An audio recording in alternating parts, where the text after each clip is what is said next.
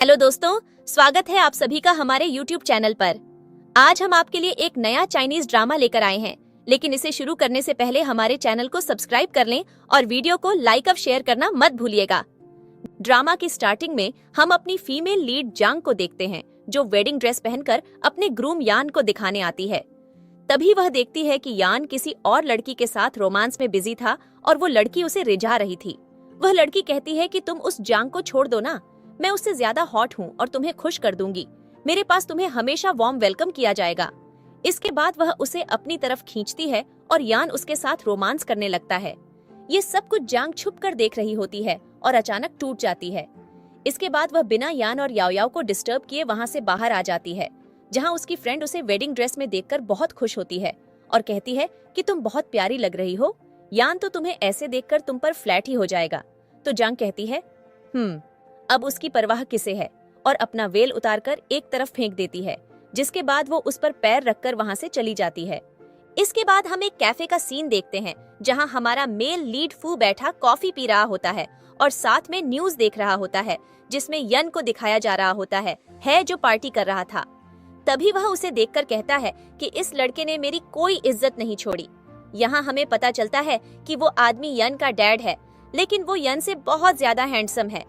तभी जांग की नजर फू पर पड़ती है, तो वो उसे देखकर सोचने लग जाती है कि ये उम्र में मुझसे बड़ा है, लेकिन इसकी बॉडी और फिगर बिल्कुल वैसी ही है जैसी मुझे पसंद है। इसके बाद वो उसकी तरफ जाने लगती है। इसके बाद वह फू के पास जाती है और उससे पूछती है कि क्या आपकी वाइफ है? तो वो कहता है नहीं, मेरा तलाक हो गया है। इसके बाद वो कहती है क्या आप मैरिड हैं? तो वो कहता है नहीं। इसके बाद वो उसके साथ बैठ जाती है और कहती है कि आप मुझसे शादी कर लो। तो वो कहता है कि लेकिन हम एक दूसरे को जानते नहीं हैं। तो वो कहती है तो क्या हुआ, हम एक दूसरे के साथ रहेंगे तो एक दूसरे को जान जाएंगे। तो फू कहता है कि ठीक है, मैं तुमसे शादी करने को तैयार हूँ, लेकिन बदले में मुझे तुमसे बच्चा चाहिए होगा। तो वो कहती है ठीक है, लेकिन मुझे भी तुमसे एक ग्रैंड वेडिंग चाहिए। इसके बाद दोनों हाथ मिलाते हैं और एक दूसरे को अपना अपना नाम बताते हैं। इसके बाद जांग घर आती है, जहाँ पर यान, याओ याओ और उसके पेरेंट्स बैठे होते हैं।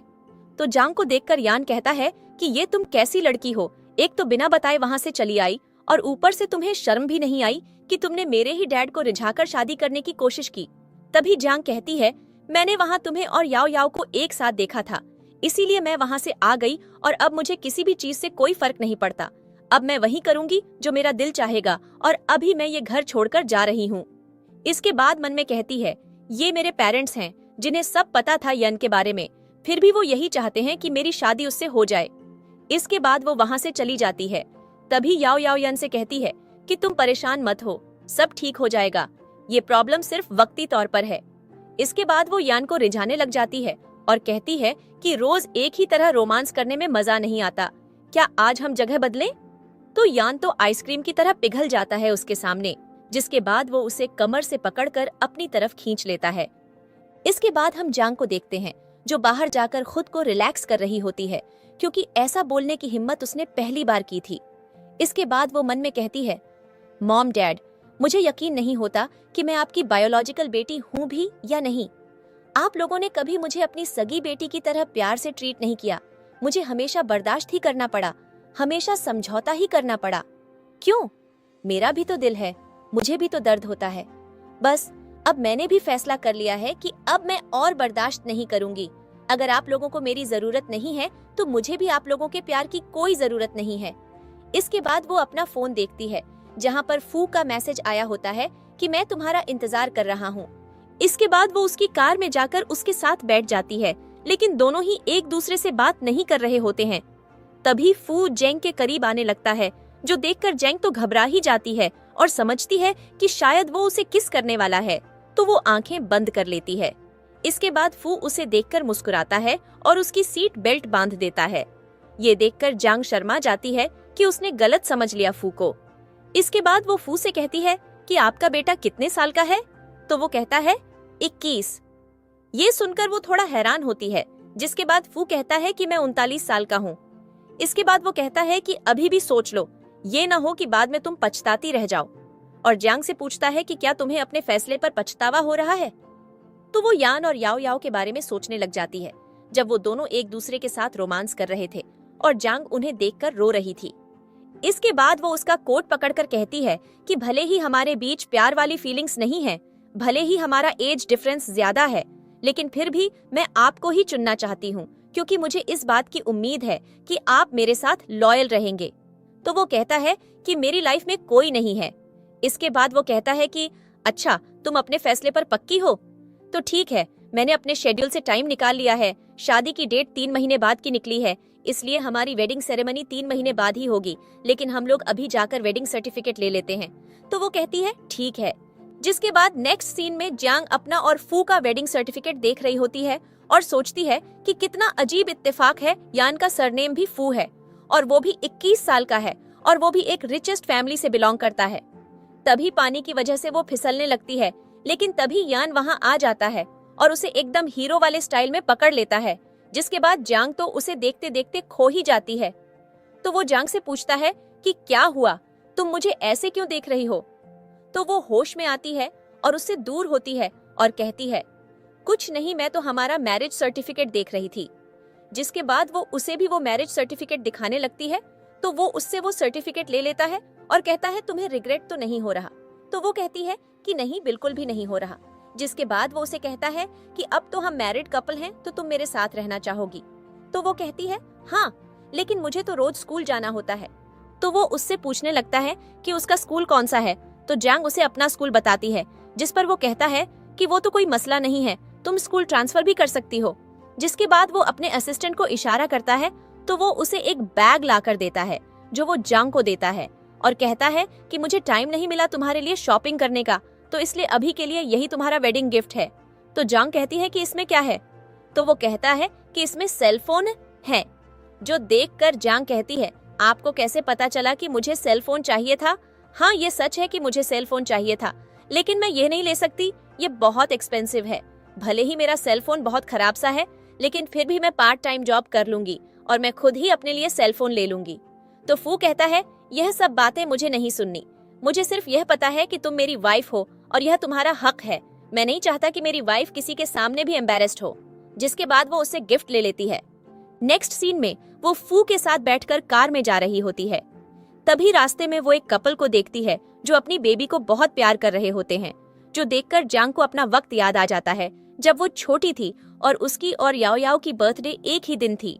तो उसके पेरेंट्स ने याओ याओ को बहुत प्यार किया और उसका जन्मदिन बहुत अच्छे से मनाया गया, जबकि जांग का जन्मदिन तो किसी को याद ही नहीं था, बल्कि जांग से याओ याओ के सारे काम करवाए जा रहे थे और जांग का बर्थडे तो किसी को याद भी नहीं था। जिसके बाद वो जांग अब प्रेजेंट में सोचती है कि क्या मैं इतनी बुरी हूँ जो मुझे अपने ही मॉम डैड का कभी प्यार नहीं मिला? क्या मैं उनकी बायोलॉजिकल डॉटर नहीं हूँ? और अगर हूँ तो वो लोग मुझसे प्यार क्यों नहीं करते? जिसके बाद वो यह सब सोचकर रोने लग जाती है। तो फू जो कब से उसे नोट कर रहा था उसके आंसू साफ करने लगता है और कहता है कि तुम रो क्यों रही हो? लेकिन वो उसे कोई आंसर नहीं देती। जिसके बाद वो उसे कहता है कि वो घर आ गया है तुम्हारा। तो वो उसका हाथ बहुत प्यार से पकड़ती है, जो देखकर फू को बहुत अच्छा लगता है। जिसके बाद वो अपना गिफ्ट लेकर कार से उतर जाती है और घर की तरफ जाने लगती है। लेकिन तभी उसे कुछ याद आता है और वो कार के मिरर को बजाती है, लेकिन तब तक फू का ड्राइवर कार चला देता है। तो वो फू को आवाज मारकर कहती है कि अपना ख्याल रखना। इधर फू गुस्से से अपने ड्राइवर की तरफ देखता है तो वो अपना मुंह नीचे कर देता है। जिसके बाद जांग घर जाती है, जहाँ पर उसके मॉम डैड उसे कहते हैं कि तुम इतनी रात को कहाँ से आ रही हो? ये कोई टाइम है घर आने का? शरीफ घर की लड़कियां इस टाइम तक घर से बाहर नहीं रहती। तो वो कहती है कि याओ याओ भी तो अब तक घर नहीं आई, आप लोग उसे कुछ क्यों नहीं कहते? तो वो कहते हैं कि तुम्हारा उससे कोई मुकाबला नहीं है, बताओ कहाँ थी तुम और यह तुम्हारे हाथ में क्या है? तो जांग वो बैग छिपाने लगती है, तभी उसकी मॉम जबरदस्ती उससे वो बैग छीन लेती है और उसे कहती है कि हम भी तो देखें क्या है उसमें, और उस बैग को उल्टा झाड़ देती है, जिसमें से सेलफोन नीचे गिरता है, जिसे उसके डैड उठाकर देखने लगते हैं और कहते हैं यह वाला फोन तो सिर्फ अमीर लोगों के पास ही होता है, ये फोन तो बहुत ज्यादा एक्सपेंसिव है। तो जांग कहती है कि ये मेरा गिफ्ट है। तो उसकी मॉम कहती है कि अच्छा ठीक है, लेकिन अब ये गिफ्ट तो अपनी बहन को दे दो, उसको ज्यादा जरूरत है इसकी। तो जांग कहती है नहीं, कभी भी नहीं, ये मेरे हस्बैंड ने मुझे दिया है। तो वो कहते हैं क्या मतलब? तो जांग कहती है कि मेरा मतलब वही है जो आप लोग समझ रहे हैं। जिसके बाद उसके डैड उसे थप्पड़ मारने लगते हैं, तो वो उसका हाथ पकड़ लेती है। तो वो कहते हैं कि तुम हमारे लिए बदनामी हो, सिर्फ तुमने हमें कहीं मुंह दिखाने लायक नहीं छोड़ा। तो जांग कहती है मैंने तो सिर्फ शादी की है। जिसके बाद उसके मॉम और डैड उससे फोन छीनने लगते हैं। तो जांग कहती है नहीं, मैं नहीं दूंगी आपको यह। तभी उसके डैड उसे टेबल पर धक्का देते हैं, जिससे उसका फोन नीचे गिरकर टूट जाता है और उसके हाथ से बहुत सारा खून निकलने लगता है। जिसके बाद जांग बहुत दुखी होकर उठती है और उसके हाथ से ब्लड भी बह रहा होता है और ऐसे ही उठकर वो वहां से चली जाती है। और तब भी उसके मॉम डैड को उस पर दया नहीं आती। इधर फू की कार रुकती है तो वो बाहर निकलकर देखता है तो जांग बाहर रोड पर बेहोश पड़ी होती है और उसके हाथ से काफी सारा खून निकल रहा होता है, जो देखकर फू भी डर जाता है और अपना कोट उतारकर उसके ऊपर डालता है और उसे गोद में उठाकर हॉस्पिटल ले जाता है, जहां डॉक्टर उसका ट्रीटमेंट करता है और उससे कहता है क्या ये आपकी कोई फैमिली मेंबर है? तो फू कहता है हाँ। तो वो कहता है कि इसका हाथ कैसे कटा? तो फू कहता है कि इस बारे में मुझे कुछ नहीं पता। तो वो कहता है कि इनकी बॉडी पर इस इंजरी के अलावा भी बहुत सारी पुरानी इंजरीज के निशान हैं, तो आप प्लीज इनका ख्याल रखें और इस बारे में इनसे बात करें। तो फू ये बात सुनकर काफी हैरान हो रहा होता है और डॉक्टर को कहता है थैंक यू डॉक्टर, और फिर डॉक्टर वहां से चले जाते हैं। जिसके बाद वो जियांग को देखने लग जाता है और कहता है कि कैसी लाइफ जी रही थी तुम, इतनी सी उम्र में इतने दुख। जिसके बाद जियांग को होश आता है तो फू उसके पास ही बैठा बैठा सो रहा होता है। तो वो उसका हाथ पकड़ती है, जिसके बाद वो भी उठ जाता है और कहता है तुम जाग गई, क्या तुम ठीक हो? तो वो रोने लग जाती है, जो देखकर फू परेशान हो जाता है और कहता है कि क्यों रो रही हो? तो वो रोते हुए कहती है कि टूट गया, वो टूट गया। तो फू कहता है क्या? तो वो कहती है जो फोन आपने मुझे इतना प्यार से दिया था वो टूट गया। तो फू कहता है इसमें रोने वाली क्या बात है, अगर टूट गया है तो कोई बात नहीं, मैं तुम्हें एक और दे दूंगा। तो वो कहती है लेकिन वो वाला अब वो तो नहीं होगा ना जो आपने मुझे शादी के गिफ्ट के तौर पर दिया था। तो वो कहता है कि अच्छा रो मत, मैं तुम्हें वो वाला फोन ही रिपेयर करवा दूंगा। जिसके बाद वो उससे कहता है कि किसने तुम्हें बुली किया, मुझे बताओ। तो वो कोई जवाब नहीं देती। जिसके बाद वो उससे कहता है कि आज और अभी से कोई भी तुम्हें बुली नहीं कर सकता, और अगर किसी ने ऐसा करने की कोशिश भी की तो मैं उसे छोड़ूंगा नहीं। जिसके बाद वो मन ही मन बहुत खुश होती है, क्योंकि अब उसका भी एक प्रोटेक्टर था जो उसके लिए सब कुछ कर सकता था। इसके बाद हम जांग के पेरेंट्स को देखते हैं, जो जांग का इंतजार कर रहे होते हैं। तभी जांग के डैड जांग की मॉम से कहते हैं कि उसे कॉल करो। तो वो कहती है कि उसका फोन तो अनरीचेबल आ रहा है, पहले कभी भी उसने ऐसा नहीं किया, वो हमेशा कॉल उठाती थी, कभी भी उसने इस तरह से कॉल्स इग्नोर नहीं किए जैसे अभी कर रही है। तभी याओ याओ कहती है छोड़ें उसको, आप लोग क्यों उसकी फिक्र कर रहे हैं, आ जाएगी खुद ही जब आना होगा। वैसे अच्छा ही है कि वो अपने लिए कोई ढूंढ ले, क्योंकि यान से तो मेरी ही शादी होने वाली है। तो उसके डैड कहते हैं कि इतना कॉन्फिडेंट होना अच्छा नहीं होता, तुम ये बात नहीं भूल सकती कि यान को पहले जांग से ही प्यार हुआ था। तो वो कहती है कि ये कॉन्फिडेंस मेरे पेट में पल रहा है, जो सुनकर जांग के मॉम डैड दोनों बहुत ही ज्यादा खुश हो जाते हैं। नेक्स्ट सीन में हम याओ याओ को देखते हैं, जो यान के डैड से मिलने आती है अपनी मॉम के साथ, ताकि वो उसे अपनी बहू के रूप में एक्सेप्ट कर लें। दूसरी तरफ हम फू को देखते हैं, जो जांग की बहुत परवाह कर रहा होता है। तो जांग कहती है कि आप मुझे पेशेंट की तरह ट्रीट क्यों कर रहे हैं, मैं बिल्कुल ठीक हूँ। तो वो उसके सिर पर हल्का सा मारता है और कहता है कि ज्यादा बातें मत बनाओ, और उसे अपना हाथ देता है, जो वो पकड़ लेती है। जिसके बाद वो उसे कार में बिठाता है। तभी याओ याओ भी उन्हें देखती है। तो याओ याओ दूर से जांग की बैग देखकर कहती है कि यह तो कोई जानी पहचानी लड़की लग रही है, लेकिन वो उसका चेहरा नहीं देख पाती। जिसके बाद वो फू को कार में बैठता देखती है, जिसे देखकर वो कहती है कि वो लड़की इतने बड़े आदमी को डेट कर रही है, व्हाट अ शेम। जिसके बाद फू जांग को घर लेकर जाता है, जहाँ पर बहुत सारे सर्वेंट्स उसका वेलकम करते हैं। जिसके बाद फू कार से बाहर निकलता है और जांग को भी बाहर निकालता है, जिसे देखकर सब लोग हैरान रह जाते हैं कि यह छोटी सी लड़की उनकी मैडम थी। जिसके बाद फू सबसे कहता है कि आज से यही इस घर की मिस्ट्रेस है, इनका ऑर्डर यानी मेरा ऑर्डर, मैं किसी को भी इजाजत नहीं दूंगा इनकी डिसरिस्पेक्ट करने की, और अगर किसी ने भी ऐसी हिमाकत की तो वो अपना सामान पैक करके उसी वक्त इस घर से जा सकता है, अब मैं कुछ भी नहीं सुनना चाहता। जिसके बाद वो अपने असिस्टेंट से भी कहता है कि तुम पर भी ये सारी बातें लागू होती हैं। तो वो कहता है ठीक है सर। जिसके बाद वो जांग के सामने अपना हाथ करता है, तो वो उसका हाथ पकड़ लेती है। तो वो जांग से कहता है चलो मेरे साथ, मैं तुम्हें तुम्हारे रूम में लेकर चलता हूँ। जिसके बाद वो जियांग को लेकर वहाँ से चला जाता है। इधर जांग अपने रूम में आती है तो हैरान रह जाती है, ये रूम बिल्कुल उसके ड्रीम रूम जैसा था।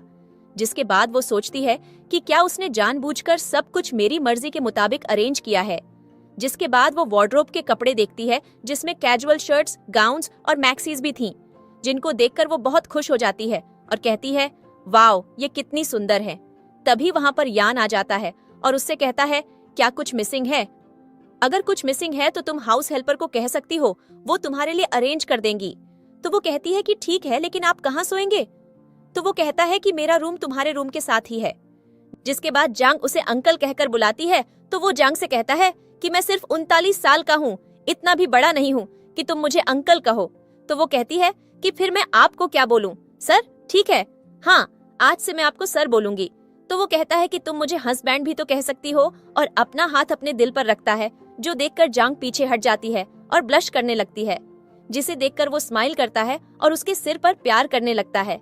तभी वहाँ सर्वेंट आती है और FU से कहती है कि मैडम का फोन रिपेयर होकर आ गया है। तो जांग बहुत ही ज्यादा खुश हो जाती है और कहती है, वाओ, मेरा फोन ठीक हो गया, और अपना फोन चेक करने लगती है। जिसके बाद फू उससे कहता है कि अगर तुम चाहो तो मैं तुम्हें कल ही एक नया मॉडल दिलवा दूंगा। तो वो कहती है, नहीं, मेरे लिए ये फोन सबसे अलग है, क्योंकि ये आपने मुझे पहली बार दिया है। तो वो कहता है, ठीक है, तुम्हारी मर्जी है। तभी उसके फोन पर एक मैसेज आता है बैंक अकाउंट का। तो वो कहती है कि मेरा बैंक अकाउंट किसने खुलवाया? तो वो कहता है कि मैंने खुलवाया है, अब तुम जितनी चाहो उतनी शॉपिंग कर सकती हो। तो जांग कहती है, लेकिन अगर मैंने आपके पैसे जाया कर दिए तो वो उसके बहुत करीब आ जाता है और कहता है, कर लो, आखिर को तुम मेरे फ्यूचर बेटे की मॉम हो। ये सुनकर वो ब्लश करने लगती है। जिसके बाद जांग को उसके बालों पर कुछ लगा हुआ दिखता है, तो वो उसे साफ करने लगती है, जिससे फ्यू के इमोशंस आउट ऑफ कंट्रोल हो जाते हैं और वो उसका हाथ पकड़ लेता है और वो दोनों एक दूसरे के पास आने लगते हैं और किस करने ही वाले होते हैं कि जांग पीछे हो जाती है। तो फू भी वहाँ से बाहर चला जाता है। उसकी हार्ट बीट बहुत तेज चल रही होती है, तो वो खुद को ही डांटने लगता है और कहता है कि ये मुझे क्या हो रहा है, मैं कोई कॉलेज का लड़का तो नहीं हूँ जो ऐसी हरकतें कर रहा हूँ। जिसके बाद हम जांग को देखते हैं, जिसकी मॉम की कॉल आती है, तो वह अटेंड कर लेती है। तो उसकी मॉम उससे कहती है कि कहाँ हो तुम? तो वह कहती है कि क्यों, अब क्या काम है जो मेरा एकदम ख्याल आ गया। तो वह कहती है कि जैसी बातें कर रही हो, तुम हमारी प्यारी बेटी हो। सॉरी, उस दिन मॉम एंड डैड की गलती थी, तुम ठीक तो हो ना? तो जांग कहती है कि आप अपनी कॉल की वजह बताओ कि आपने कॉल क्यों की है। तो वह कहती है कि मैं तुम्हारी माँ हूँ, तुम मुझसे इतनी रूड क्यों हो रही हो? तो वह कहती है, मॉम, मैं आपको अच्छे से जानती हूँ, आप मुझसे परेशानी तभी करती हो जब आपको मुझसे कोई काम होता है, और मुझे नहीं पता कि इस बार आपको कौन सा काम है जो आप मुझसे इतने अच्छे से बात कर रही हैं। तो वह कहती है, नहीं, ऐसा कोई बात नहीं है। तो जांग कहती है, प्लीज मॉम, एक्टिंग करना बंद कर दें और मुझे बताइए क्या काम है। तो वह कहती है कि बात यह है कि तुम्हारी सिस्टर और यन का अफेयर चल रहा था और अब तुम्हारी सिस्टर प्रेग्नेंट हो गई है, तो मैं चाहती हूँ कि तुम यान से अपनी शादी कैंसिल कर दो, क्योंकि अब भी वह तुमसे ही शादी करना चाहता है। तो जांग कहती है, तो आप मुझे यूज क्यों कर रही हैं? जो उसे हंसा सकती है वो उसे शादी के लिए बना सकती है। तो वह कहती है कि क्या बात कर रही हो अपनी बहन के बारे में? तो जांग कहती है, बस करिए मॉम, आपने तो हमेशा मेरे हिस्से की खुशियां ही छीनी हैं, याओ याओ को दी है। मुझे तो लगता है कि मैं आपकी बेटी ही नहीं हूँ। तो वह उसे एक्सप्लेनेशन देने लगती है। तभी जांग उसको कहती है कि मुझे कोई एक्सप्लेनेशन नहीं चाहिए, बस होगी हमारी बात में। आपसे प्रॉमिस करती हूँ कि मैं याओ याओ और यान की शादी में कोई ऊंच नीच नहीं डालूंगी। जिसके बाद वह फोन बंद कर देती है। तभी उसे यान की कॉल आती है, तो वह उसे कट कर देती है और उसे ब्लॉक कर देती है। लेकिन ब्लॉक करने से पहले वह उसे एक मैसेज करती है और कहती है कि अब से हमारा ब्रेकअप हो गया है। जो देखकर यान टेबल पर अपना फोन फेंक देता है और कहता है कि वो मुझसे ऐसा कैसे कर सकती है। तभी जांग के पेरेंट्स कहते हैं कि क्या हुआ, उसे कोई और मिल गया है और वह बहुत खुश है अपनी लाइफ में, तो तुम भी जांग को छोड़ो और याओ याओ से शादी कर लो। अपने डैड से बात करो, उनको बताओ कि याओ याओ तुम्हारे बच्चे की माँ बनने वाली है। तो यान कहता है कि क्या तुम लोगों ने मुझे पागल समझकर रखा है? जब जब मैंने याओ याओ के साथ इंटीमेट हुआ था, तब तब मैंने सेफ्टी यूज की है। तो फिर मुझे बताओ कि वह कैसे प्रेग्नेंट हो गई। मैं पेरेंटिंग टेस्ट करवाऊंगा और जब तक उसका रिजल्ट नहीं आता मुझे किसी और पर भी यकीन नहीं है। तो उसके डैड कहते हैं कि ये क्या बात हुई, तुम मेरे सामने ही बैठकर मेरी बेटी को झूठा बोल रहे हो। तो यान कहता है कि हाँ, मुझे यकीन नहीं है इस पर, जब तक मैं पेरेंटिंग टेस्ट नहीं करवा लेता मुझे तो किसी पर भी यकीन नहीं है। जिसके बाद याओ याओ बात को बिगड़ता हुआ देखती है तो कहती है, अच्छा तुम गुस्सा मत करो, और उसे फिर से सेड्यूस करने लग जाती है। लेकिन यान तो उसकी बात सुन ही नहीं रहा था। जिसके बाद हम जांग को देखते हैं जो स्कूल में थी। तभी फू उसको मैसेज करता है कि मैं घर आ गया हूँ, मुझे सर्वेंट ने बताया कि तुम स्कूल गई हो, मैं तुमको पिक करने आऊंगा। तो जांग सोचने लगती है कि हम कब से साथ रह रहे हैं, लेकिन अब तक फू ने अपनी लाइन क्रॉस नहीं की, तो इसका क्या मतलब है? क्या वह मुझ में इंटरेस्टेड नहीं है? तभी उसके पास याओ याओ आ जाती है और उसे कहती है, हेन लो जांग सिस्टर, बहुत टाइम बाद आज मैंने तुमको देखा है, कैसी हो तुम? तो जांग कहती है, मैं तो ठीक हूँ, लेकिन तुम खुद को देखो, तुमने तो काफी वेट गेन कर लिया है। जो सुनकर याओ याओ उसकी बात का मतलब समझ जाती है और स्माइल करके इग्नोर कर देती है और कहती है कि तुम इतने दिनों से घर नहीं आ रही, कहाँ रह रही हो? अभी कल तुम मॉम डैड तुम्हें बहुत मिस करते हैं, लेकिन एक तुम हो जो किसी को भी याद नहीं करती, बल्कि तुम तो उस वाइल्ड मैन। तभी जांग उसको धक्का देकर दीवार के साथ लगा देती है और कहती है, मैं तुम्हें आखिरी बार बता रही हूँ कि अपने वर्ड्स पर ध्यान दो। कुछ भी बोलने से पहले अब मैं वही वाली जांग नहीं हूँ जो तुमसे डर जाएगी, बल्कि मैं तुम्हारा यह कांड पूरे स्कूल में एक्सपोज कर दूंगी, फिर फिरती रहना मुझे छुपाकर। जिसके बाद याओ याओ तो जांग का ये रूप देखकर हैरान रह जाती है और उसे कहती है कि वाह, तुमने तो बहुत पंख निकाल लिए हैं, लेकिन यान तुमसे प्यार नहीं करता, वो सिर्फ और सिर्फ मुझसे ही प्यार करता है। रही बात इस प्रेगनेंसी की, तो ये तो गलती से हो गई, वरना शादी से पहले बच्चा प्लान करने का हमारा कोई इरादा नहीं था। लेकिन तरस तो मुझे तुम पर आ रहा है, तुम्हें बहुत दुख हो रहा होगा ना? अब तो जांग हंसती है और कहती है कि मुझे दुख क्यों होगा भला, और कहती है कि मुझे जो भी मिलता है मैं उसमें ही खुश रहती हूँ, क्योंकि मैं तुम्हारी तरह नहीं हूँ। तुमने तो पहले अपनी ही बहन के बॉयफ्रेंड को सिड्यूस किया और फिर उसके बेड तक चली गई और फिर कॉन्डम को डैमेज किया ताकि तुम उसके बच्चे के साथ प्रेग्नेंट हो सको और फू फैमिली जैसी रिच फैमिली की डॉटर इन लॉ बन सको। मानना पड़ेगा, बहुत मेहनत की है तुमने। मैं कहाँ इतना सब कर सकती थी, बहुत हार्ड वर्किंग हो तुम तो। याओ याओ को उसकी ये बातें सुनकर बहुत ज्यादा गुस्सा आ जाता है और वो उसे कुछ कहने लगती है। तभी वहाँ फू का असिस्टेंट आ जाता है और कहता है कि मैडम आ जाएं सर, आपका वेट कर रहे हैं। तो जांग उसे इग्नोर करके वहाँ से चली जाती है। जिसके बाद याओ याओ कार में फू को देखती है तो सोचती है कि इसको इतना अमीर लड़का कहाँ से मिल गया, पता नहीं इसका नसीब इतना अच्छा कैसे है।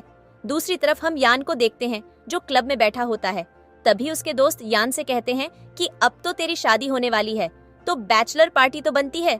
तो यान कहता है कि कहाँ की पार्टी, जांग ने शादी तोड़ दी है। जिसके बाद वो उसे बताता है कि याओ याओ मेरी वजह से प्रेग्नेंट हो गई और उसे ये बात पता चल गई और तब से जांग गायब हो गई है। न ही उसकी कॉल लग रही है और न ही उसका फोन लग रहा है। तो उसका फ्रेंड कहता है, ओह ये तो बहुत ही गलत बात है, तुम्हारे हाथ से ब्यूटी निकल गई। तभी याओ याओ का मैसेज उसे आता है और वो बताती है कि जांग किसी और के साथ रिलेशनशिप में है। अगर तुम्हें यकीन नहीं तो फिर जाकर रेस्टोरेंट में देख लो, और अब तो तुम मुझसे शादी के बारे में सोच सकते हो। जिसके बाद यान को बहुत गुस्सा आता है और वो जांग को देखने के लिए वहाँ से चला जाता है। दूसरी तरफ हम फू और जियांग को देखते हैं जो दोनों एक साथ लंच कर रहे होते हैं। तभी फू उससे कहता है कि यहाँ का खाना बहुत अच्छा होता है, तुम भी ट्राई करो। जिसके बाद वो उसे एक ब्लैक कार्ड देता है और कहता है कि ये तुम्हारे लिए है, इस रेस्टोरेंट में बिना कार्ड के एंट्री नहीं मिलती। तभी जांग उससे कहती है, आप कितने अच्छे हैं, मेरे लिए कितना कुछ करते हैं, और एक मैं हूँ जो आपकी रिक्वायरमेंट्स को पूरा नहीं कर पाई। जिसके बाद वो फू का हाथ पकड़ लेती है और कहती है कि आपके हाथों में पसीना क्यों आ रहा है। जिसके बाद वो उसे किस करने के लिए उसके पास आने लगती है। जिसके बाद वो दोनों एक दूसरे के बहुत करीब आने लगते हैं और लगभग किस करने ही वाले होते हैं कि यान उसे कहता है कि ये सब यहाँ नहीं करना चाहिए, चलो घर चलते हैं। जिसके बाद वो जांग के साथ थोड़ा सा डांस करता है और वो दोनों घर चले जाते हैं। दूसरी तरफ यान और याओ याओ रेस्टोरेंट में आते हैं और यान रेस्टोरेंट के हर रूम में जांग को ढूंढने लगता है, लेकिन वो और फू कहीं भी नहीं होते। तो वो याओ याओ पर गुस्सा करने लगता है और कहता है कि तुम्हें शर्म आनी चाहिए मुझसे झूठ बोलते हुए। जिसके बाद हम जांग और फू को देखते हैं जो घर जाने के लिए निकल रहे होते हैं।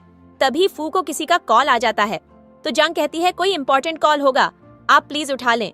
तो वो कहता है कि ठीक है, तुम मेरा यहाँ पर ही वेट करो, मैं बस अभी आया। जिसके बाद वो कॉल अटेंड करने के लिए वहाँ से चला जाता है और जांग उसका इंतजार करने लगती है। तभी वहाँ याओ याओ और उसकी दोस्तें आ जाती हैं। तो याओ याओ जांग से कहती है, हेलो सिस्टर, तुम यहाँ अकेली क्या कर रही हो, तुम्हारा वो वाइल्ड मैन कहाँ है? तो जांग कहती है, जुबान संभाल कर बात करो। तभी याओ याओ की एक दोस्त की नजर जांग के हाथ में पकड़े कार्ड पर पड़ती है, जिसे देखकर वो हैरान रह जाती है और कहती है कि आपके पास ये कार्ड तो पूरी कंट्री में सिर्फ 10 रिचेस्ट पर्संस के पास हैं। जिसके बाद याओ याओ जांग की इंसल्ट करने लग जाती है। तो जांग कहती है कि ये कार्ड मुझे मेरे हस्बैंड ने दिया है, जिससे मेरी शादी हुई है और हम दोनों लीगली एक दूसरे के साथ हैं। तभी वहाँ फू आ जाता है और वो जांग से कहता है कि कुत्तों के भौंकने से मेरी वाइफ को कोई फर्क नहीं पड़ना चाहिए। तो याओ याओ कहती है कि ये कुत्ता किसे कहा है तुमने, और तुम एक बूढ़े हो, शर्म नहीं आती क्या? तुम्हें तो फू बस उसकी तरफ गुस्से से देखता है। और याओ याओ डर जाती है, जिसके बाद वो जांग से कहता है चलो बेबी, अब हम घर चलते हैं, तुम थक गई होगी ना यहाँ खड़े खड़े मेरा इंतजार करते हुए। जिसके बाद वो दोनों वहाँ से चले जाते हैं और याओ याओ तो जलती ही रह जाती है। जिसके बाद याओ याओ अपनी दोस्त को कहती है कि तुम मेरे साथ हॉस्पिटल चलो, मुझे इस लिटिल प्रिंस का ध्यान रखना है जो मेरे लिए मेरा गुड लक बनकर आया है। इधर हम जांग को देखते हैं जो बाथरूम से बाहर निकलती है नाइटी में, और वह बहुत ही सुंदर और हॉट लग रही होती है। जिसके बाद वह शीशे के सामने खड़ी होकर अपने गीले बाल सुखाने लग जाती है। तो फू उसे देखता है तो उसके तो सोए हुए जज्बात भी जाग जाते हैं और फिर वह उसके पास आता है और उसके बाल सुखाने लगता है। जिसके बाद जांग भी उसे सिड्यूस करने लग जाती है। तो फू उससे कहता है क्या तुम मेरी होना चाहती हो? तो वह ग्रीन सिग्नल देती है, जिसे देखकर वह उसे किस करने लगता है और वह दोनों एक दूसरे को किस करने लग जाते हैं। जिसके बाद वह जांग को उठाकर बेड पर ले आता है और उसका हाथ पकड़ लेता है। अब तो जांग को बहुत शर्म आ रही होती है। जिसके बाद फू उसे किस करने लगता है और वह दोनों इंटीमेट हो जाते हैं। जिसके बाद जांग की आंख खुलती है तो वह फू के सीने पर सिर रखकर सो रही थी। जिसके बाद वह फू से कहती है कि किसकी कॉल है। तो वह कॉल उठाकर देखता है और स्क्रीन पर आता नाम देखकर तो जांग की नींद भी भाग जाती है। तभी फू कहता है कि मेरे बेटे की कॉल है। जिसके बाद जांग उसे हक करके ही सोने की कोशिश करती है। तो फू को उस पर बहुत प्यार आता है और वह फिर से अपने रोमांटिक मूड में वापस आ गया था। जिसके बाद वह जांग को किस करने लगता है, लेकिन जांग उससे दूर हो जाती है और कहती है कि नहीं, दोबारा नहीं, रात में ही आपने बहुत कर लिया, अब मुझ में और हिम्मत नहीं है। तो वह उसे अपने पास करता है और कहता है अच्छा चलो मेरे साथ, नीचे चलकर नाश्ता तो करो। जिसके बाद जांग कहती है हाँ ठीक है। नेक्स्ट सीन में हम जांग और फू को देखते हैं जो ब्रेकफास्ट के टेबल पर बैठे हुए थे और जांग ब्रेकफास्ट कर रही होती है। तभी फू को यान की कॉल आती है तो वह अटेंड करता है और उसके बाद जल्दी से कॉल काट देता है। तो जांग उससे कहती है कि क्या ये आपका बेटा था? तो वह कहता है हाँ, यही मेरा यूजलेस और निकम्मा बेटा है। तो जांग कहती है आप प्लीज बुरा नहीं मानिएगा, लेकिन आप इसे इतना डांटते क्यों रहते हैं? आप इसे प्यार से भी तो समझा सकते हैं। तो वह कहता है कि ये प्यार के काबिल नहीं है। इसे कुछ समय पहले एक लड़की पसंद आ गई थी, तो इसने मुझसे जिद की कि मेरी उससे एंगेजमेंट करवा दो। ये बहुत छोटा था, इसलिए मैंने इस एंगेजमेंट से मना कर दिया, लेकिन फिर इसने बहुत ज्यादा जिद की तो मैं मान गया और करता भी क्या। लेकिन अब ये मुझसे बोल रहा है कि मुझे तो उस लड़की की बहन पसंद है और उससे मेरी एंगेजमेंट कर दो। अब तुम ही बताओ कि मैं ऐसे बंदे को निकम्मा ना बोलूं तो क्या बोलूं? तो जांग कहती है हाँ तुम ठीक कह रहे हो। जिसके बाद वह जांग से कहता है कि तुम मेरे बेटे से कब मिलोगी? तो वह कहती है कि मुझे डर है कि वो मुझे एक्सेप्ट नहीं करेगा। तो फू कहता है कि वो तुम्हारा कुछ नहीं बिगाड़ सकता, बल्कि वो ही नहीं, कोई भी तुम्हारा कुछ नहीं बिगाड़ सकता जब तक मैं जिंदा हूँ। हाँ, अगर मर गया तो अलग बात है। तो जांग उसके मुंह पर हाथ रख देती है और कहती है कि जैसी बातें कर रहे हो आप, आपको कुछ हो गया तो मैं कैसे जी सकती हूँ। तो फू को उस पर बहुत ज्यादा प्यार आता है और वह उसका हाथ पकड़कर उस पर किस कर लेता है। और ये सब कुछ असिस्टेंट चेन भी देख रही होती है और उसे पता नहीं क्यों जलन भी हो रही होती है। नेक्स्ट सीन में जांग ऑफिस में बैठी होती है, तभी चेन उसके लिए चाय लेकर आता है। तो जांग उससे ऑफिस और विला की सारी डिटेल्स मांगती है और बिल्स भी, जो सुनकर चेन तो उसका मजाक उड़ाने लगता है और कहता है कि तुम क्या खुद को सच में मालकिन समझने लगी हो? मैं तुम्हारा नौकर हूँ क्या जो तुम मुझे ऑर्डर दे रही हो? ज्यादा खुश होने की जरूरत नहीं है, तुम सिर्फ साहब के दिल बहलाने के लिए हो।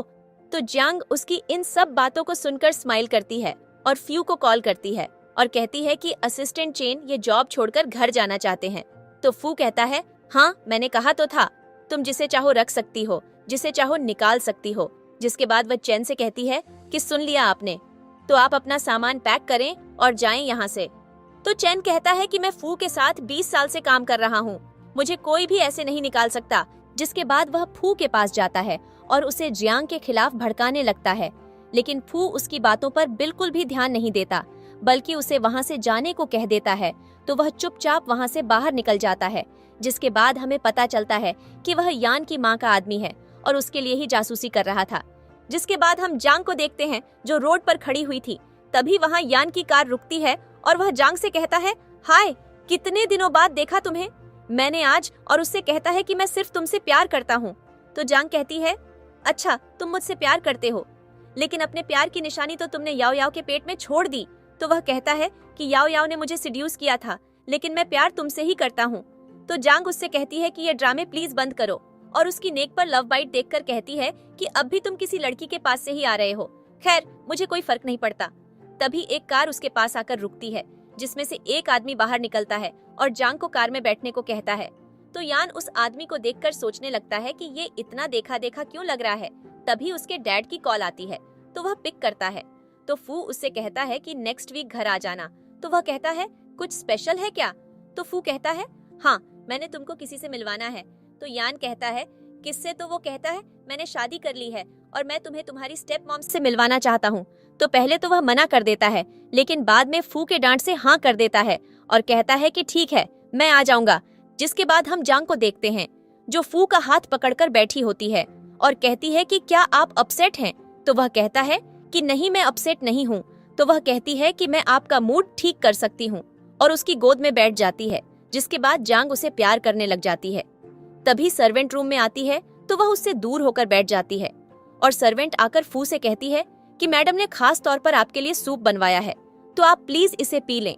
तो जांग कहती है, हाँ ना हस्बैंड, आप कितने कमजोर हो गए हैं, इतना सा मुंह हो गया है, कुछ खाया पिया करें। तो वह उस सूप को ट्राई करता है, लेकिन तभी उसे उल्टी हो जाती है, जिसे देखकर जांग को उसकी बहुत फिक्र होती है और वह उसे हॉस्पिटल लेकर जाती है और उसके सारे टेस्ट करवाती है। तो डॉक्टर कहता है कि फू बिल्कुल ठीक है, इसे कोई प्रॉब्लम नहीं है। जिसके बाद वो घर आती है, तो उनकी हेल्पर ने फू के लिए खास सा एक सूप बनाया होता है, जो फू को बहुत ज्यादा पसंद आता है। तो वह फू से कहती है कि तुम्हारी सिचुएशन देखकर मुझे लग रहा है कि तुम प्रेग्नेंट हो। तो फू तो शॉक्ड हो जाता है। तो जांग कहती है, एक आदमी कैसे प्रेग्नेंट हो सकता है? तो वह कहती है कि तुम लोगों का प्यार बहुत स्ट्रांग है, इसलिए जांग के सारे सिम्पटम्स तुम पर जाहिर हो रहे हैं, यानी प्रेग्नेंट जांग है, जाओ और जल्दी पता करके आओ। तो वह कहता है ठीक है। जिसके बाद फू जांग से कहता है कि चलो जल्दी हॉस्पिटल चलते हैं, लेकिन जांग तो पता नहीं किस सोच में होती है। जिसके बाद वह उसे गोद में उठाकर डॉक्टर के पास ले जाता है। तो डॉक्टर जांग का टेस्ट और अल्ट्रासाउंड करता है और कहता है कि कॉन्ग्रेचुलेशंस, आप फादर बनने वाले हैं और आप दोनों के ट्विंस बेबी होने वाले हैं। जो सुनकर वो दोनों शॉक्ड और खुश दोनों ही थे। जिसके बाद हम कुछ महीनों बाद का सीन देखते हैं, जहां जांग का पेट काफी बड़ा हो गया था और वो अपना पेट सहलाकर बैठी हुई थी। तभी फू उसके पास बैठता है, तो वो फू को उसकी टाई से पकड़कर अपनी तरफ खींचती है और कहती है कि मैं सब कुछ बर्दाश्त कर लूंगी, लेकिन तुम हमेशा के लिए मेरे साथ वफादार रहना प्लीज। तो वो कहता है, हाँ मैं रहूंगा। जिसके बाद वो कहती है, ठीक है, मेरी तबीयत थोड़ी सेट हो जाए तो हम बेबी के कपड़े लेने जाएंगे। वो कहता है कि ठीक है। जिसके बाद अगले सीन में जांग के पेरेंट्स उसे मिलने के लिए बुलाते हैं, तो वो उन लोगों से मिलने जाती है। जिसके बाद वो लोग जांग को काफी अच्छे से ट्रीट कर रहे होते हैं, लेकिन जांग उन लोगों से कहती है कि अब मैं तुम लोगों की बातों में बिल्कुल भी नहीं आऊंगी, क्योंकि मैं तुम लोगों की असली शक्ल देख चुकी हूँ। और कहती है कि मेरा आज से तुम लोगों से कोई ताल्लुक नहीं है, और वहाँ से जाने लगती है। तभी यान उसे रोक लेता है और कहता है कि तुम्हें शर्म आनी चाहिए, तुमने मुझे धोखा दिया। तो जांग कहती है, कौन सा धोखा? मैंने कोई धोखा नहीं दिया, मैंने तो शादी की है, ये मेरे हस्बैंड का बच्चा है। और वैसे भी तुम जैसा इंसान ऐसी बात कैसे कर सकता है? तुमने भी तो बाहर अफेयर किया था अपनी फियांसे के होते हुए और याओ याओ को प्रेग्नेंट कर दिया था। तो वो कहता है कि मैं एक लड़का हूँ, मेरी अलग बात है, मैं एक आदमी हूँ और तुम एक लड़की, तुम ऐसा कैसे कर सकती हो? तो जांग हंस कर वहाँ से जाने लगती है। तभी वो जांग का हाथ पकड़ लेता है और उसे कहता है कि प्लीज तुम मत जाओ। लेकिन तभी नियांग का बॉडीगार्ड उसकी अच्छी तरह धुलाई कर देता है और कहता है कि अगली बार मैडम को हाथ लगाने से पहले अच्छे से सोच लेना। जिसके बाद यान गुस्से में फिर से जांग की तरफ आने लगता है, तो वो उसे ऐसा पंच मारता है कि यान तो बेहोश ही हो जाता है। जिसके बाद याओ याओ उसे उठाने लगती है और बॉडीगार्ड से कहती है, तुम्हें पता भी है ये कौन है? तो वो कहता है, ऑफ कोर्स मुझे पता है, लेकिन शायद यान को नहीं पता कि मैडम कौन है। जिसके बाद वो वहाँ से चले जाते हैं। यहाँ हमें पता चलता है कि जांग को पता चल गया था कि यान ही उसका सौतेला बेटा है। जिसके बाद जांग फू को कॉल करती है और उससे कहती है कि यान दिन ब दिन बिगड़ता जा रहा है, इसलिए मैं चाहती हूँ कि आप उसके सारे कार्ड सील करवा दें ताकि उसे आपकी और पैसों की कद्र हो। तो वो कहता है कि तुम जो चाहती हो वो करो, क्योंकि तुम उसकी सौतेली माँ हो और तुम्हारा पूरा हक है। तो वो उसे थैंक यू कहती है, जिसके बाद वो अपने बॉडीगार्ड से कहती है, मुझे पता नहीं क्यों ऐसा लग रहा है कि यनफू का बेटा नहीं है, तुम पेरेंटिंग टेस्ट करवा दो दोनों का। तो वो कहता है कि ठीक है, मैं अरेंज करवाता हूँ। इधर यान को पता चलता है कि उसके कार्ड्स ब्लॉक हो गए हैं, तो वो तो गुस्से से पागल हो जाता है। दूसरी तरफ जांग नींद में एकदम से डरकर उठ जाती है, तो फू जो पास ही बैठा काम कर रहा था उससे कहता है कि क्या हुआ। तो वो कहती है कुछ नहीं, बस एक बुरा सा सपना था, तुम चिंता मत करो। जिसके बाद वो उसके फॉरेन जाने पर उदास हो जाती है। तो फू उसके माथे पर किस करता है और कहता है कि जाना जरूरी है, लेकिन मैंने तुम्हारे लिए नैनियां हायर की हैं, तुम अपना ख्याल रखना, मैं जल्दी आ जाऊंगा। तो वो कहती है ठीक है। जिसके बाद फू सारे सर्वेंट्स को जांग का ख्याल रखने का कहकर चला जाता है और जांग उसे ऊपर से देख रही होती है और उसे देखकर मन में कहती है, हैव ए सेफ जर्नी, जल्दी से वापस आ जाना, मैं और हमारा बेबी आपका इंतजार करेंगे। दूसरी तरफ यान की मॉम जांग को कॉल करती है और कहती है कि मुझे फू से बात करनी है, उसका फोन नहीं लग रहा। तो जांग कहती है कि वो अब्रॉड गया हुआ है। तो वो कहती है कि मेरे कार्ड्स ब्लॉक कर दिए गए हैं, मैं इस टाइम कैसीनो में हूँ और मुझे पैसे चाहिए। तो जांग कहती है मेरे हस्बैंड पागल नहीं है जो तुम लोगों को पैसे देते रहे, और कॉल काट देती है। जिसके बाद वो यान की मॉम के पास जाती है कैसीनो में और उससे कहती है कि मुझे सब पता है कि हर महीने तुम मेरे हस्बैंड से कितने पैसे लेती हो, लेकिन अब और नहीं, तुम उनकी वाइफ नहीं हो, तुम तो जबरदस्ती उनके बेड तक आ गई थी। इसलिए अगर तुम चाहती हो कि अभी तुम्हें पैसे दिए जाएं, तो अपने वो सारे शेयर जो मेरे हस्बैंड की कंपनी में हैं, तुम मुझे वापस सेल कर दो और इससे तुम्हारी इज्जत भी बच जाएगी। आज तो यान की मॉम साइन कर देती है। जिसके बाद वो जांग को थप्पड़ मारने लगती है, लेकिन उसका बॉडीगार्ड उसका हाथ पकड़कर उसे दूर कर देता है जांग से। जिसके बाद घर जाकर जांगफू को बताती है कि उसने यान की मॉम से सारे शेयर वापस ले लिए हैं। तो वो बहुत खुश हो जाता है और कहता है, थैंक गॉड, तुमने तो मुझे डूबने से बचा लिया। इधर यान की मॉम यान को कॉल करके बताती है कि तुम्हारी स्टेप मॉम तो बहुत चालाक है, तुम्हें पता है उसने धोखे से मुझसे मेरा सब कुछ ले लिया, मेरे शेयर भी। जो सुनकर यान को बहुत ही ज्यादा गुस्सा आ जाता है। इधर जांग पौधों को पानी दे रही होती है, तभी उसका पैर मुड़ता है और वो फिसलने लगती है, लेकिन तभी फू आ जाता है और उसे बचा लेता है, जो देखकर वो बहुत ज्यादा खुश होती है। जिसके बाद फू उसके पैरों की मसाज कर रहा होता है, तभी जांग उसे अपने पास खींच लेती है और दोनों किस करने लगते हैं। जिसके बाद जांग इंटीमेट होने की जिद करने लगती है, तो फू कहता है नहीं, डॉक्टर ने मना किया है। तो वो कहती है वो तो सिर्फ शुरू के 3 महीने में किया था। जिसके बाद वो जांग से तंग आकर स्टडी रूम में सोने चला जाता है। नेक्स्ट सीन में जांगफू को सब कुछ सच सच बता देती है और उसे बता देती है कि वो ही यान की फियांसे है। लेकिन एंगेजमेंट से कुछ दिन पहले उसे पता चला कि फू उसकी ही बहन में इंटरेस्टेड है, तो उसने वो एंगेजमेंट तोड़ दी। जिसके बाद मैं तुमसे मिली, लेकिन जब मैंने तुम्हें प्रपोज किया था तब मुझे नहीं पता था कि तुम यान के डैड हो। मैंने तुमसे हमेशा सच्चा प्यार किया है। जिसके बाद फू कुछ नहीं कहता, तो वो रोते हुए वहाँ से जाने लगती है। तभी फू कहता है कि तुम एक बॉल की तरह लग रही हो, अचानक कहाँ जा रही हो, और उसे पकड़ लेता है और कहता है कि मैं तुमसे बहुत प्यार करता हूँ और अब तो तुम उस बदतमीज यान की ऑफिशियल स्टेप मदर हो, तो तुम प्लीज दुखी मत हो। जिसके बाद वो दोनों किस करते हैं और जांग कहती है अब मजा आएगा यन को, जब उसकी प्रॉपर्टी में बहुत सारे हिस्से देने पड़ेंगे अपने भाई बहनों को, जो सुनकर फू हंसने लग जाता है।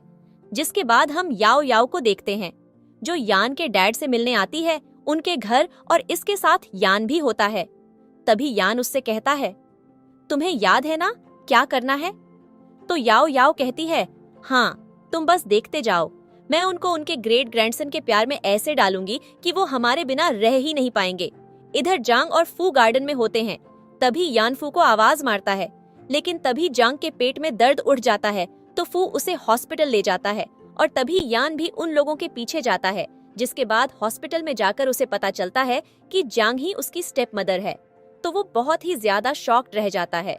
जिसके बाद फू और यान की लड़ाई होती है, जो देखकर जांग की तबीयत खराब हो जाती है और वो गिर जाती है और उसकी ब्लीडिंग शुरू हो जाती है। जिसके बाद उसे ऑपरेशन थिएटर में ले जाया जाता है और फू बाहर बहुत ही ज्यादा परेशान बैठा होता है।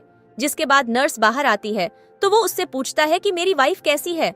तो नर्स कहती है कि तुम वो पहले आदमी हो जो अपने बच्चों की जगह अपनी वाइफ की फिक्र कर रहे हो, लगता है कि आप अपनी वाइफ से बहुत प्यार करते हो। जिसके बाद वो उसे बताती है कि आपके ट्विंस हुए हैं, एक बेटा और एक बेटी। जिसके बाद वो अंदर जाता है जहाँ वो जांग से मिलता है और उसे कॉन्ग्रेचुलेशंस कहता है और अपने बच्चों को भी देखता है। जिसके बाद वो यान के पास जाता है और उसे मारता है और कहता है अगर आज तुम्हारी वजह से मेरे बच्चों को कुछ हो जाता तो मैं तुम्हें कभी माफ नहीं करता। शुक्र करो मेरी वाइफ और बच्चे बच गए हैं। तो यान उससे माफी मांगता है। अपने आज के बिहेवियर के लिए नेक्स्ट सीन में हम जांग को देखते हैं जो बच्चों के साथ खेल रही होती है। तो फू कहता है कि मुझे तो इनसे जलन होने लगी है, तुम मेरी तरफ तो ध्यान ही नहीं देती, अब बिल्कुल भी। और उसे बोलता है कि 3 दिन बाद हमारी शादी है, तुम किसी और को इनवाइट करना चाहती हो। तो जांग अपने पेरेंट्स के लिए अपने हाथों से कार्ड लिखती है और कहती है कि चाहे जो भी हो वो मेरे पेरेंट्स ही रहेंगे। जिसके बाद वो कार्ड जांग के पेरेंट्स को मिलता है।